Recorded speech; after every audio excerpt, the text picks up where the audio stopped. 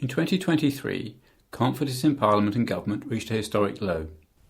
In surveys carried out by King's College London, only 23% of participants in the survey expressed confidence in Parliament, and confidence in government was at roughly the same level. Not a surprise to those with an interest in politics.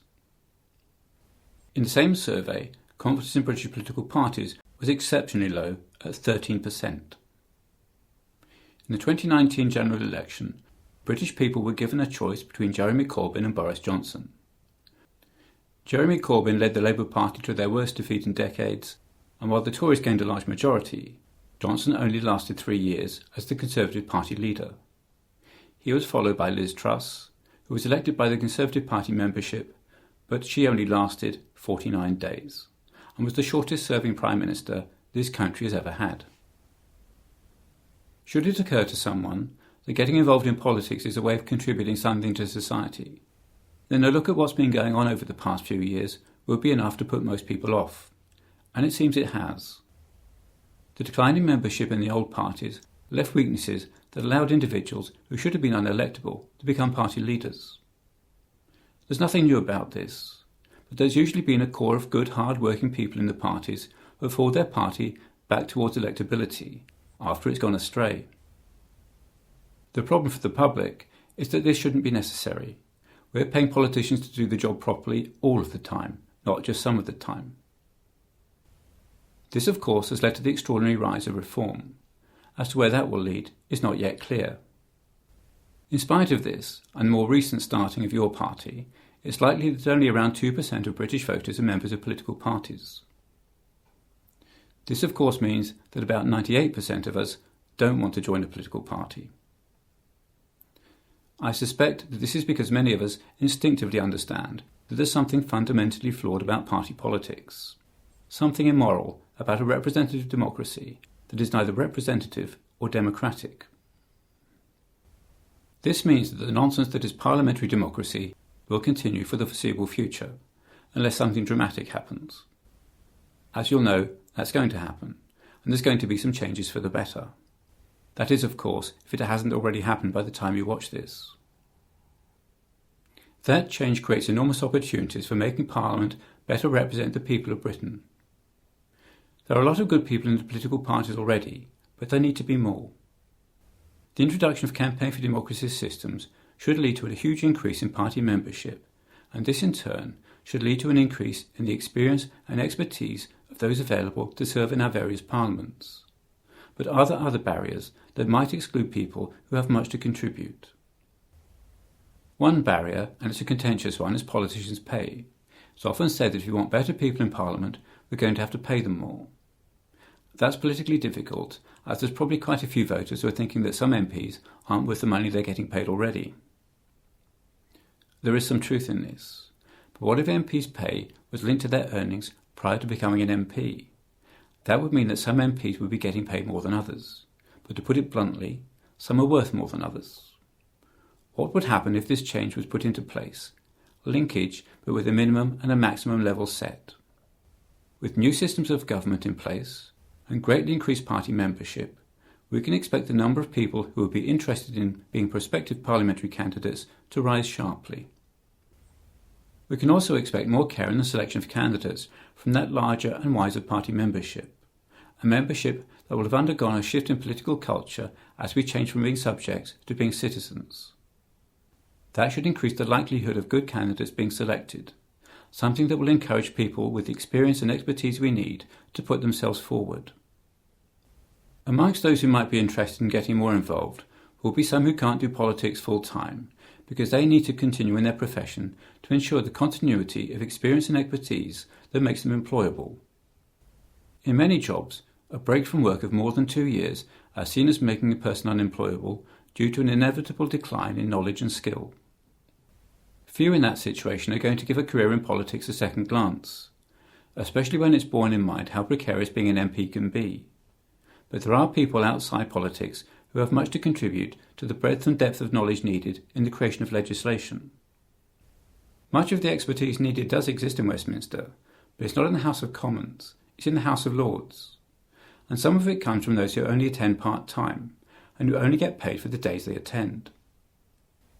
Many members of the House of Lords are political appointments, but there are also those who have been appointed because of their expertise and experience, often gained through their profession.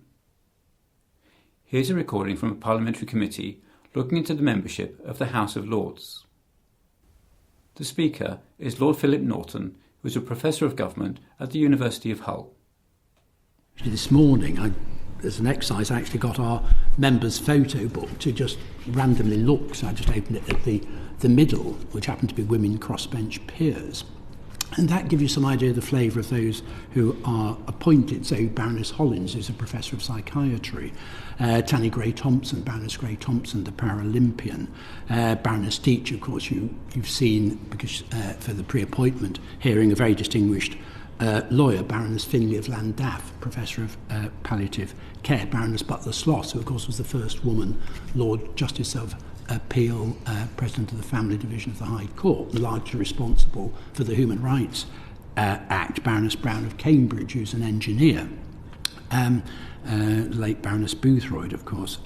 So that just gives you a flavour of some of the ones. There's Baroness Hogg, who was the first chair of a FTSE 100 company, Baroness Casey, who's well known for her inquiry into homelessness, and then the culture of the Metropolitan Police following the Sarah Everard case. Yeah. So that gives you an idea. That's just to illustrate what we should be working towards as the norm.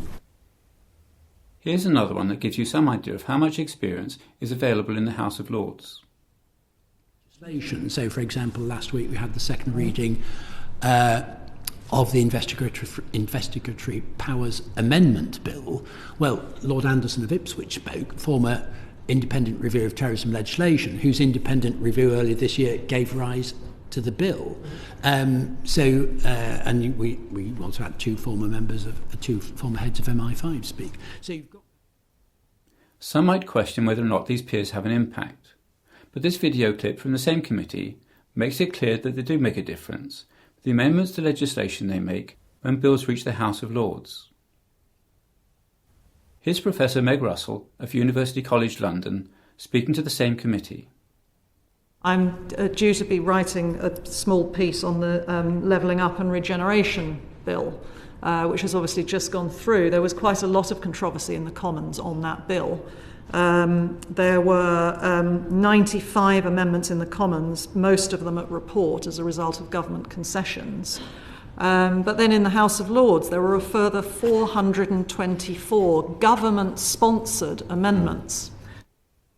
It's clear that the contributions made in the House of Lords have greatly improved the legislation. And these changes have been supported by the government that put the legislation forward. What is interesting is that many members making these contributions only attend part-time. Here's more on that subject from both Philip Norton and Meg Russell.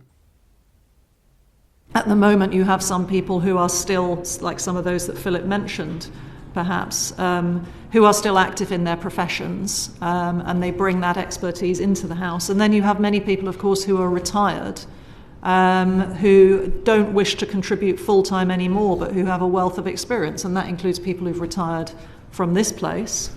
It has in the past. One of the things about David Cameron's appointment that I rather like is that it's brought a former Prime Minister back to the Lords for the first time since Margaret Thatcher died 10 years ago. I mean, it used to be commonplace, it used to be the norm that Prime Ministers would be appointed, like Speakers of the House, would be appointed to the Lords when they left this place. And if they turn up occasionally and make contributions, then I think that's valuable. I think a mix of people who are full-time and of people who are more expert and contribute perhaps less, maybe because they're older, is actually quite a healthy thing. Yes. Myself. No, I think we recognise that administration of the House, the value of having members who, if you like, come in, who've got the day jobs, their areas of expertise.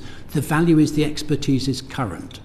There is a set some of the contributions. So having those who are at the forefront of their particular field, who can then come in and contribute to that, I think is extremely valuable. We recognise that, we benefit from it. That's one of the arguments against having the House as too small a small body of full-time members. But we don't want it to be too large. We recognise we are too large. But focusing on those Prime Ministers, I think you may need two ways of looking at it. that there's a general sort of maybe minimum level of participation for. I don't know quite how you square it, but I would see it almost as two different routes. That there are some people who are put in there because of real sort of very high achievement, who you appreciate may contribute, a couple of times a year, and that this is valuable. But then that the great majority of people who go in ought to be going in to do a job and contributing very substantially. I don't know how quite. The House of Lords gives us an example of how expertise from those working outside Parliament can be included through an appointments system. But are there other ways? The way the Swiss federal government works gives us another option. The main part of the two-chamber Swiss government is the 200-member National Council, the equivalent of our House of Commons. What's unusual about the members of the National Council is that they're part-timers. The National Council meets for about 3 weeks in every 3 months, so in theory they've all got proper jobs outside politics. They're connected to the real world. It sounds good, however in practice about half of them are full-time politicians, and the other half spend around half their time on political activities. But it does show that politicians don't have to be full-time. In the House of Lords, we've seen how unelected individuals with expertise can contribute. And while some might object to this lack of election, it's important to remember that the House of Lords can't create law. All the members of the House of Lords can do is comment and delay, although in practice the laws recognise that their unelected status means that the power to delay should not be used. If they're not elected, what makes them legitimate? Well, what legitimises the Lords under the current system is that they can and do contribute to improving legislation. And most importantly, they are subordinate to the House of Commons. It's a bit of a bodge, but it works. What matters is that the laws can have a direct impact because they can talk directly to government. What they have to say doesn't have to go through other filters, like parliamentary committees, who can water down or discard their message. As members of the Lords, they can speak directly to the people in government who are responsible for getting the legislation through. You could argue that the legislation coming out of the House of Commons should be much better than it is. It shouldn't need amending. And of course that's true. But that's not our starting point. We are where we are, so let's learn what we can from that experience. So what am I suggesting we do? I'm not suggesting anything. My job is to give you examples of problems, examples of solutions, and to put into place a reform process that allows you to decide for yourselves what systems of governments you want. I'm giving you the chance to look around the world, see what works and what doesn't, and bring the best back to Wales.